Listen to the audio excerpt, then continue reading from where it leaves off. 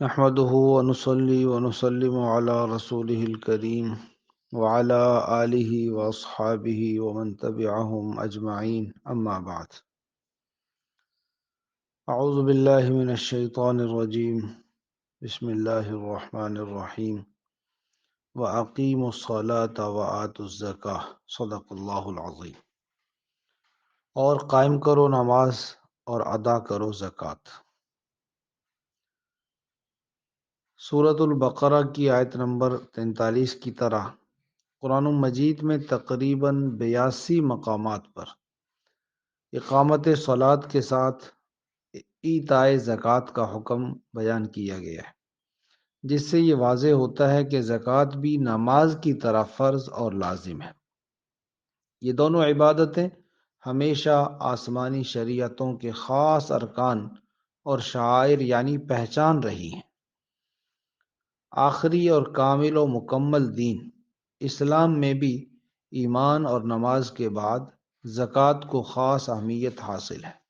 یہی وجہ ہے کہ سن 9 یا 10 ہجری میں نبی رحمت صلی اللہ علیہ وآلہ وسلم نے جب حضرت معاذ بن جبل رضی اللہ تعالیٰ عنہ کو یمن کا والی اور قاضی بنا کر بھیجا تو آپ نے ان کو اسلام کی دعوت و تبلیغ کا ایک حکیمانہ اصول تعلیم فرماتے ہوئے ارشاد فرمایا، دیکھو تم ایسے لوگوں میں جا رہے ہو جن کو کتاب دی گئی تھی.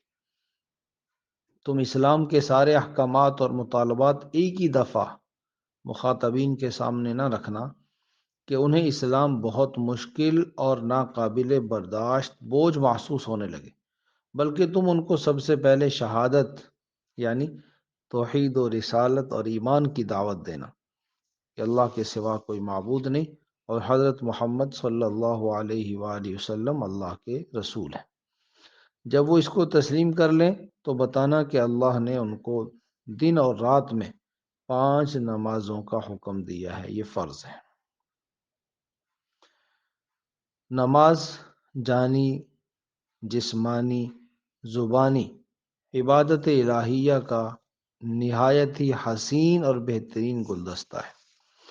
جب وہ لوگ اس کو بھی قبول کر لیں تو انہیں بتانا کہ اللہ تعالیٰ نے ان پر صدقہ یعنی زکوٰۃ کو فرض کیا ہے، جو ایک مالی عبادت ہے، اور قوم کے مالداروں سے ایک متعین حساب اور قاعدے کے مطابق انصاف کے ساتھ وصول کر کے انہی کے غریبوں اور ضرورت مندوں پر خرچ کی جائے گی.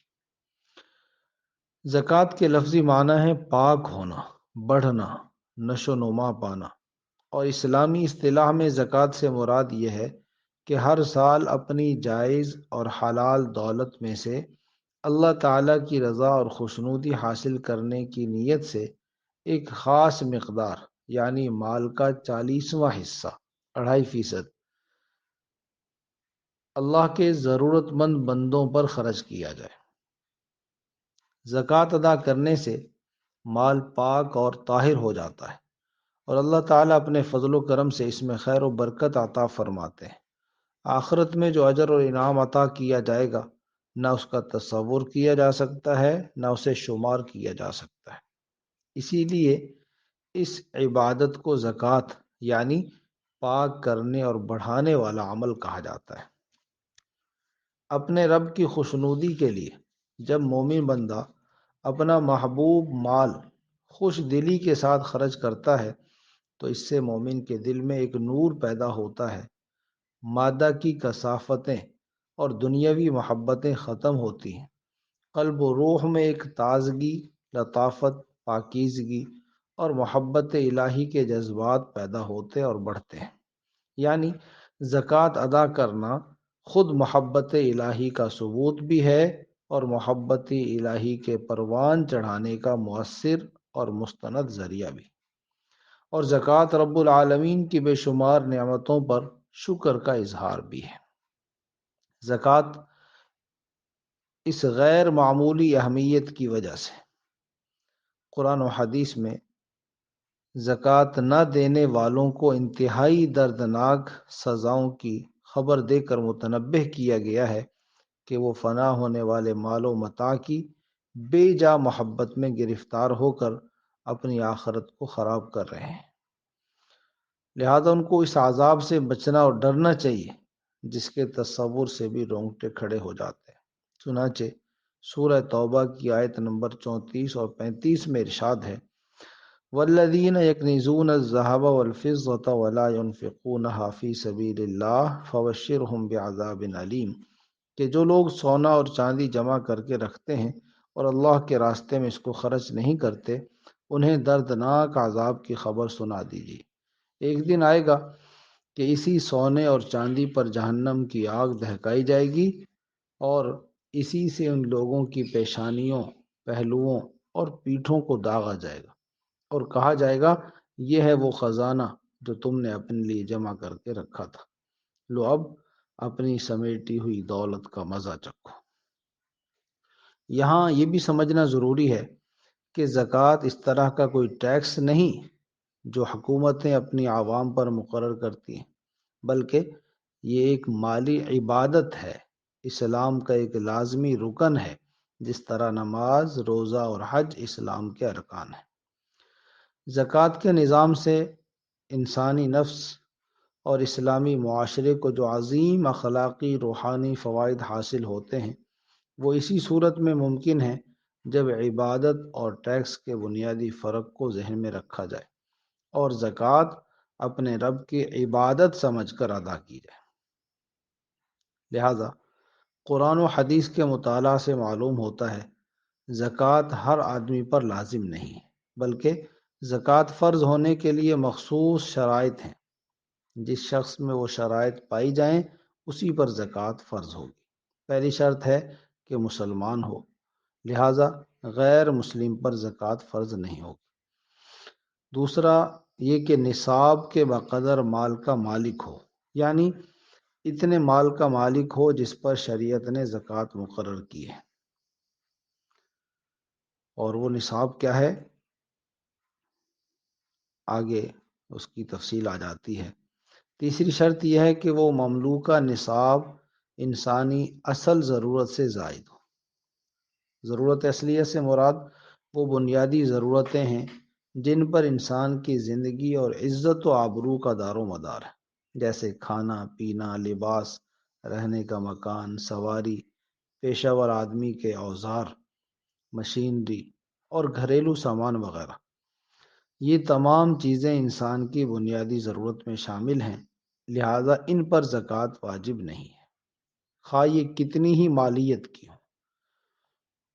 چوتھی شرط یہ ہے کہ وہ شخص مقروض نہ ہو، یعنی اگر کسی کا سارا مال قرض میں ڈوبا ہوا ہے تو اس پر زکوٰۃ واجب نہیں ہوگی، البتہ اگر قرض کی مقدار الگ کر کے بھی نصاب کے مقدار میں مال بچتا ہے تو اس پر زکوٰۃ واجب ہوگی۔ پانچویں شرط یہ ہے کہ وہ عاقل ہو، لہذا دیوانے، مجنون، پاگل شخص پر زکوٰۃ واجب نہیں ہے۔ چھٹی شرط یہ ہے کہ بالغ ہو، لہذا نابالغ بچے کے مال میں زکوٰۃ واجب نہیں ہے۔ بعض چھوٹی بچیاں ان کو زیور بنوا دیا جاتا ہے، اس میں زکوٰۃ نہیں ہے اگر وہ انہی کو دے دیا جائے۔ ساتویں شرط یہ ہے کہ مال پر پورا سال گزر جائے، یعنی جب اس نصاب پر چاند کے مہینوں کے اعتبار سے سال گزر جائے گا تب اس مال کی زکوٰۃ ادا کرنا لازم ہوگی۔ اگر سال پورا ہونے سے پہلے ہی وہ مال خرچ ہو گیا تو اس کی زکوٰۃ لازم نہیں ہے۔ اسی طرح یہ بھی سمجھنا ہوگا کہ شریعت نے انسان کے پاس موجود ہر چیز پر زکوٰۃ لازم نہیں کی، بلکہ صرف ان چیزوں پر زکوٰۃ فرض ہے جو بڑھتی ہیں، جن میں نفع ہوتا ہے۔ لہذا صرف 4 قسم کے مال میں زکوٰۃ فرض ہے: سونا، چاندی، نقدی یعنی پیسہ، کرنسی، اور سامان تجارت۔ سامان تجارت یعنی وہ چیز جو خریدی اس نیت سے ہے کہ بیچ کر نفع کمائیں گے۔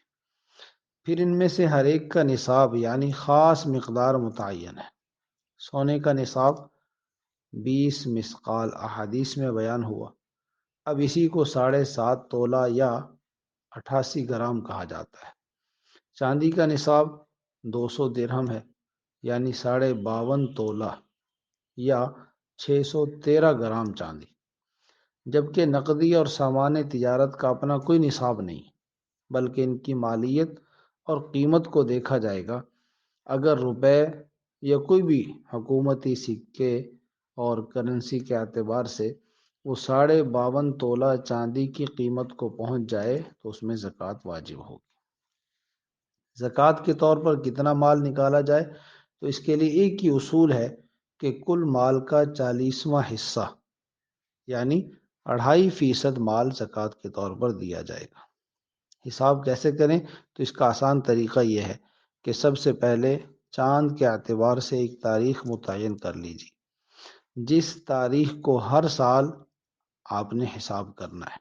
جو سونا، چاندی، نقدی سامان تجارت اور جو لوگوں سے لینا ہے سب کو جمع کر کے اس میں سے وہ نکال دیں جو آپ نے دوسروں کو دینا ہے۔ جو باقی بچ گیا اس میں سے 2.5% زکوٰۃ نکال دیجیے۔ زکوٰۃ کن لوگوں کو دے؟ تو اللہ تعالیٰ نے سورہ توبہ میں مصارف بیان فرمائے ہیں، اس میں بنیادی شرط فقیر اور مسکین ہونا، یعنی جس کے پاس نصاب کے بقدر 52.5 تولہ چاندی، اس سال اس کی قیمت 1,03,000 یا 10,000 تک ہے، اتنی رقم جس کے پاس نہ ہو جمع کسی طرح بھی، وہ زکوٰۃ کا حقدار ہے، اس کو آپ زکوٰۃ دے سکتے ہیں۔